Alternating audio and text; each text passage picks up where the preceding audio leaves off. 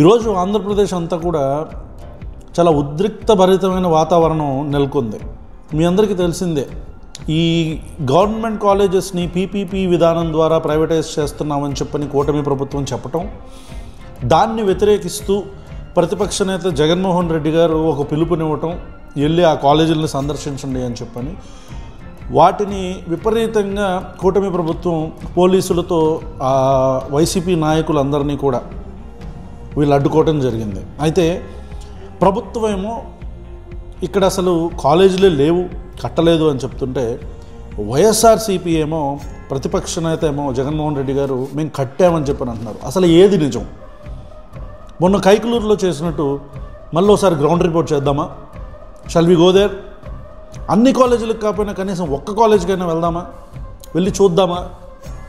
Let's go to the ground report number 3.